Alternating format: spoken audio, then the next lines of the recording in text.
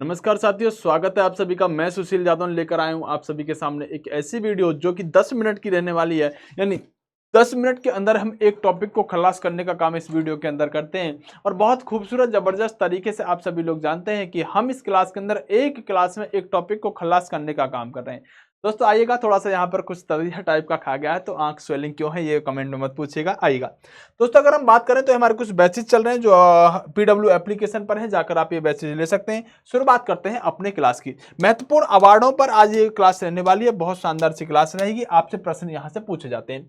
जैसे पूछेगा ज्ञानपीठ पुरस्कार ये किस क्षेत्र में दिया जाता है, तो आप कहेंगे ज्ञानपीठ पुरस्कार जो है ये साहित्य का है। किसका? साहित्य का पुरस्कार है। तानसेन पुरस्कार, तानसेन पुरस्कार, तानसेन सम्मान ये किस राज्य की सरकार ने शुरू किया है? मध्य प्रदेश की। किसकी? मध्य प्रदेश की सरकार तानसेन अवार्ड को शुरू करने वाली सरकार है। अगर साथियों हम बात करें तो ज्ञानपीठ पुरस्कार प्राप्त करने वाले प्रथम हिंदी लेखक कौन थे? ज्ञानपीठ पुरस्कार साथियों प्राप्त करने वाले पहले हिंदी लेखक यहाँ पर सुमित्रा नंदन पंत जी रहने वाली हैं। अगर बात करें भारतीय ज्ञानपीठ पुरस्कार पुरस्कृत सर्वप्रथम साहित्यकार अगर पूछे तब यहाँ पर शंकर कुरूप रहेंगे। यानी भारतीय ज्ञानपीठ पुरस्कार से पुरस्कृत सर्वप्रथम साहित्यकार कौन थे? तो आप कहेंगे साथियों शंकर कुरूप जी रहने वाले हैं। अगर बात करें ज्ञानपीठ पुरस्कार प्राप्त करने वाली पहली महिला कौन थी? कौन सा ज्ञानपीठ पुरस्कार प्राप्त करने वाली पहली महिला? तो आशा पूर्णा देवी ज्ञानपीठ पुरस्कार प्राप्त करने वाली पहली महिला थी। भारतीय संविधान में शामिल किस भाषा के लिए 2011 तक ज्ञानपीठ पुरस्कार नहीं दिया जाता था? तो जो भारत के संविधान में जो आपकी 22 भाषाएं हैं उनमें से सिंधी भाषा ऐसी थी जिसके लिए 2011 तक ज्ञानपीठ पुरस्कार नहीं प्राप्त किया जाता था या दिया जाता था। के बिड़ला फाउंडेशन द्वारा 1992 में साहित्य के क्षेत्र में उत्कृष्ट योगदान के लिए किस सम्मान की स्थापना की गई? तो जो सरस्वती सम्मान है इसकी शुरुआत 1992 में की गई और 1992 में स्थापित यह है जो आपका सम्मान है सरस्वती सम्मान, ये किसके द्वारा दिया जाता है? तो के बिड़ला फाउंडेशन के द्वारा इसे दिया जाने का काम किया जाता है। पुलित्जर पुरस्कार किस क्षेत्र में प्रदान किया था? तो पुलित्जर पुरस्कार जो है पत्रकारिता के क्षेत्र में, किसके क्षेत्र में? पत्रकारिता के क्षेत्र में दिया जाने का काम करता है। अगर बात करें मैन बुकर पुरस्कार, इंपोर्टेंट होगा साथियों, मैन बुकर पुरस्कार के लिए किन देशों के लेखकों पर विचार किया जाता है? तो साथियों राष्ट्रमंडल देश जो होंगे उन देशों पर विचार किया जाएगा और आयरलैंड में अंग्रेजी के लेखक जो होंगे उनको मैन बुकर पुरस्कार दिया जाता है। कौन सा? मैन बुकर पुरस्कार दिया जाता है। अगर साथियों हम बात करें निम्नलिखित में से किस क्षेत्र के लिए प्रतिवर्ष मूर्ति देवी पुरस्कार दिया जाता है? तो साहित्य के क्षेत्र में, किसके? साहित्य के क्षेत्र में मूर्ति देवी पुरस्कार दिया जाने का काम किया जाता है। ग्रैमी पुरस्कार का संबंध किससे है? ग्रैमी पुरस्कार तो जी से गाने होते हैं और जी से ही संगीत होता है और जी से ही, यानी कि जी से ग्रैमी होता है और जी से ही यहां पर कहें तो साथियों तो गाने होते हैं, तो गाने मतलब संगीत। सिनेमा के क्षेत्र में उत्कृष्टता के लिए कौन सा पुरस्कार दिया जाता है? तो सिनेमा के क्षेत्र में उत्कृष्टता के लिए यहां पर हम कहेंगे दादा साहब फाल्के पुरस्कार दिया जाता है। कौन सा? दादा साहब फाल्के पुरस्कार दिया जाता है। दादा साहब फाल्के पुरस्कार सर्वप्रथम किससे मिला? तो श्रीमती देविका रानी जी को सबसे पहले हम कहेंगे दादा साहब फाल्के पुरस्कार मिला था। कौन सा? दादा साहब फाल्के पुरस्कार मिला था। सिनेमा के विकास में योगदान देने के लिए निम्न में से किसके नाम पर सर्वोच्च पुरस्कार दिया जाता है? किसके? तो सिनेमा की बात आ गई तो सिनेमा के क्षेत्र में साथियों दादा साहब फाल्के पुरस्कार दिया जाता है जो सर्वोच्च पुरस्कार है इसके विकास के लिए। क्या है? सर्वोच्च पुरस्कार है इसके विकास के लिए। भारत रत्न सम्मान प्राप्त करने वाली पहली महिला कौन हुई? आप जानते हैं भारत का सबसे बड़ा नागरिक पुरस्कार, नागरिक सम्मान अगर कोई है तो भारत रत्न है। और भारत रत्न प्राप्त करने वाली पहली महिला कौन हुई? प्रश्न पूछा था। इंदिरा गांधी साथियों भारत रत्न प्राप्त करने वाली पहली महिला हुई है। भारत रत्न का सम्मान पाने वाले खेलों में पहला व्यक्ति कौन था? सचिन तेंदुलकर भारत रत्न पाने वाले पहले खिलाड़ी व्यक्ति थे और सचिन तेंदुलकर ही साथियों भारत रत्न पाने वाले सबसे कम उम्र के व्यक्ति भी रहने वाले हैं। अगर दोस्तों बात करें निम्न से 36 बार ऑस्कर किसने जीता? मूवियों के लिए जाता है। 36 बार ऑस्कर जीतने का काम यहां पर वॉल्ट डिज्नी ने किया है। वॉल्ट डिज्नी ने 36 बार आपका हम कहेंगे ऑस्कर जीतने का काम किया है। दोस्तों आप ध्यान रखिएगा, जो क्वेश्चन मैं आपको करा रहा हूं ना ये आपसे 100% पूछे जाने की संभावना होती है, तभी मैं इन प्रश्नों को आपको कराने का काम कर रहा हूं। आप ध्यान से सुनिएगा कि आप इस वीडियो को जब देखेंगे ना और देखने के बाद 2-3 बार अगर देख लेंगे, क्योंकि हमारा उद्देश्य होता है 10 मिनट में एक टॉपिक को खत्म करना। तो अगर हम 10 मिनट में एक टॉपिक को खत्म कर रहे हैं तो जब आप इस वीडियो को 2-3 बार देख लेंगे तो आपको स्वतः ही ये याद हो जाएंगे। इसलिए मैं कहता हूं कि ऐसी वीडियो को आप 1 से 2 बार देखा करें, लिखने की भी आवश्यकता इनमें आपको नहीं पड़ेगी। गणेश शंकर विद्यार्थी पुरस्कार किस क्षेत्र में दिया जाता है? तो उत्कृष्ट जो समाज सेवी होंगे ना, समाज सेवा करने का काम करेंगे, उनको साथियों गणेश शंकर विद्यार्थी पुरस्कार दिया जाता है।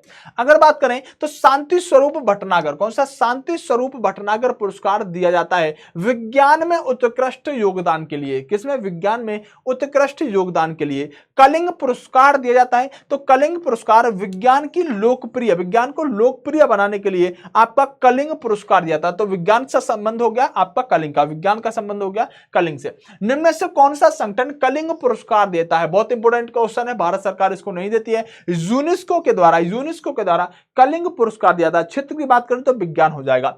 भारत सरकार निम्नलिखित में से कौन सा पुरस्कार नहीं देती है? अगर हम बात करें तो कलिंग पुरस्कार को भारत सरकार नहीं देती है। ये किसके द्वारा? यूनेस्को के द्वारा दिया जाता है। बात करें रेमन मैग्सेसे पुरस्कार ये किस देश के द्वारा प्रदान किया जाता है? तो फिलीपींस, जिसकी राजधानी मनीला है, फिलीपींस के द्वारा रेमन मैग्सेसे पुरस्कार दिया जाता है। एशियाई नोबेल पुरस्कार किस नाम से जाना जाता है? तो रेमन मैग्सेसे को ही कहा जाता है एशियाई नोबेल पुरस्कार। जैसे आपका नोबेल प्राइज होता है, उसी तरह से एशिया का नोबेल अगर कोई पूछेगा तो कहेंगे रेमन मैग्सेसे पुरस्कार। जो रविश कुमार को आपने देखा होगा मिला था, ये रेमन मैग्सेसे पुरस्कार एशियाई नोबेल के नाम से जाना जाता है। अगर बात करें रेमन मैग्सेसे पुरस्कार रेमन मैग्सेसे के नाम पर दिया जाता है, ये किस देश के राष्ट्रपति थे? तो मैंने कहा फिलीपींस, यानी इसकी राजधानी मनीला। ये साथियों रेमन मैग्सेसे जो थे ये आपके फिलीपींस के क्या थे साथियों? राष्ट्रपति रहने वाले थे। नॉर्मन बोरलॉग, क्या बोरलॉग ही पूछेगा, बोरलॉग पुरस्कार किस क्षेत्र से संबंधित है? तो आप कहेंगे नॉर्मन बोरलॉग पुरस्कार ये आपका कृषि से संबंधित है। किससे? कृषि से संबंधित रहने वाला है।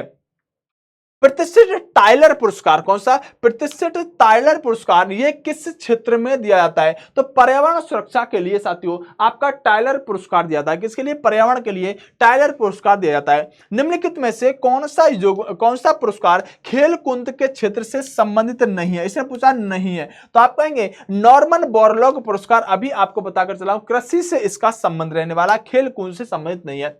रेमन मैग्सेसे पुरस्कार से सम्मानित होने वाले प्रथम भारतीय कौन थे? आचार्य विनोबा भावे को पहले भारतीय थे जिनको रेमन मैग्सेसे पुरस्कार मिला था।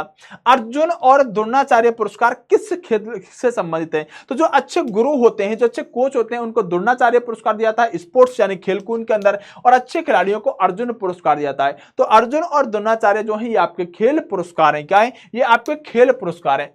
खेलों की कोचिंग में उत्कृष्टता के लिए निम्नलिखित में से कौन सा पुरस्कार दिया जाता है? तो कोचिंग की बात आ गई, मतलब कोच यानी द्रोणाचार्य पुरस्कार यहां पर दिया जाता है।